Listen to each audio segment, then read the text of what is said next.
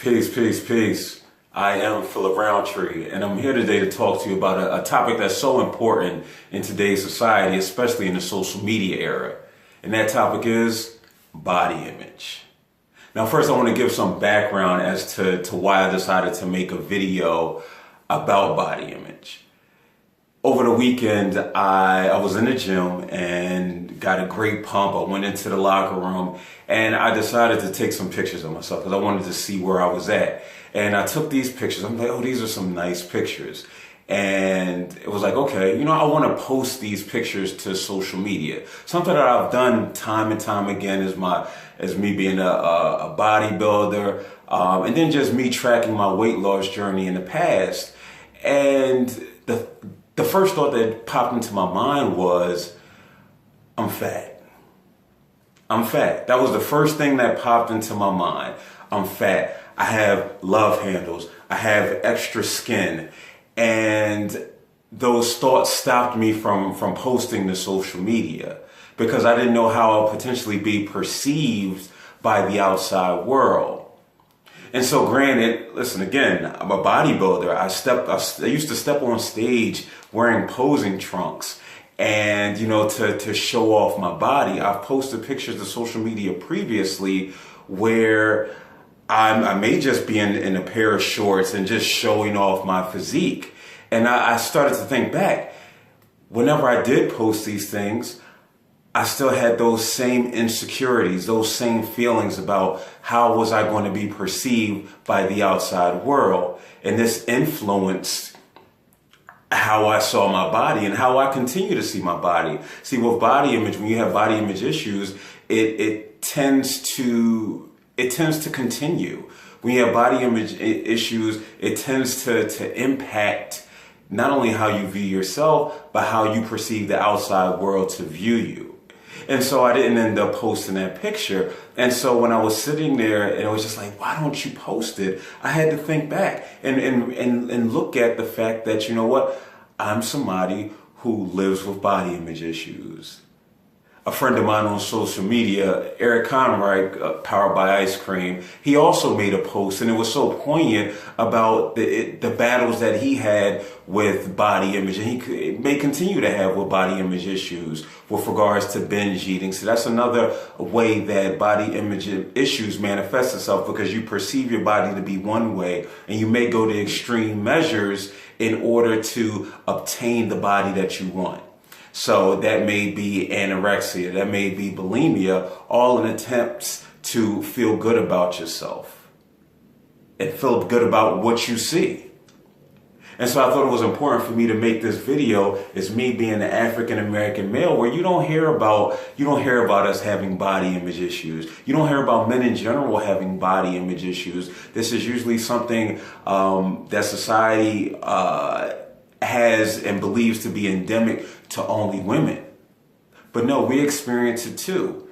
So we're cognizant about what we do and who we are with regards to our body. So we may go into the gym, and yes, working out is a beautiful thing, but it can get to a point where it's unhealthy, where when you connect it to your esteem and to who you are, and it starts to influence your mood. I remember times where I used to go to the gym 6-7 days a week, twice a day at times. And if I didn't make it in, I had such a poor self-image, automatically thought that I was fat and I had gained back 30 pounds because I didn't go to the gym that day. And I tried to think about where this originated. And I used to be a chunky person. Everybody that knows me, that knows me from 20 years ago, some know me as Meatball. I was Meatball. I was the fat, chubby kid. In high school, I weighed in excess of 300 pounds. And so that affected my self-esteem. That affected how I saw myself. I remember vividly going across the street, and I was going kind of slow, and some guy yelled out, come on, Cal, move it across.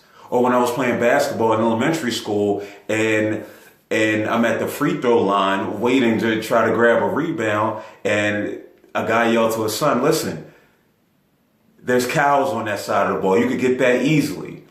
And so it played a part in how I view myself today. Now, when I talk to my friends about it and, about their body image issues and about my own body image issues, we look at it as, we look at it as something that's persistent over time.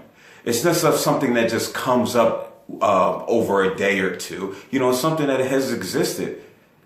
And so we need to understand what the underlying causes are. And how it impacts us. So for me, it was growing up chubby and then having lost weight, having a physique that many people would love to have. But when I look at myself, I still at times see this 300-pound kid. I see this 300-pound kid who was unattractive to people. And so it's affected my self-esteem. And so here I am today, and I'm recognizing that, I do have body image issues. It's not as extreme as it once was, because I do get in my I don't care modes. And you know what? I embrace these love handles. I embrace this extra skin that I have because I used to be a chunky fella. But I'm determined not to let it impact who I am. Because I'm so much more than somebody who has extra skin, who's chubby, who has six-pack abs. And it's hard in this era of social media where we have to see the glamour shots of everybody. One of the reasons I will never get on Snapchat is because of the filters. And I mean, there's filters on every site, but it's just, it seems like with that site, the filters are that's one of their main selling points. And so it's just like, no, this is me. I'm not going to put a filter on who I am. That's why I laud people like Alicia Keys who's saying, listen, I'm going to take the makeup off. I'm going to give you who exactly I am. And this is enough. And so that's what I encourage you, those who are watching this video, I want you to know that you are enough. No matter how you look, whether you're 300 pounds, whether you're 100 pounds with six-pack abs, or whether you have extra skin, loose skin, embrace who you are. You're unique. You're one out of 400 million sperm cells to end up here, to end up in this body that you have. And we have to learn to embrace it. We'll be better off for it. And so if you are having issues with body image, I encourage you to, again, seek therapy. Seek therapy. Understand the underlying issues that are causing you to have these issues. Because you'll be surprised. It may stem from childhood, like me. Or it may stem from another situation or episode that may have happened in your life. But I want you to be encouraged because it is something that you can overcome. It just takes intense work. Even if you have mild to moderate body image issues. Again, take it serious. Recognize, look at yourself in the mirror. Tell yourself you are beautiful. It's something to be said about the impact of positive affirmations. You are beautiful. You are amazing. You're special regardless of whether you have stretch marks, whether you have any other type of imperfections. Because at the end of the day, none of us are perfect.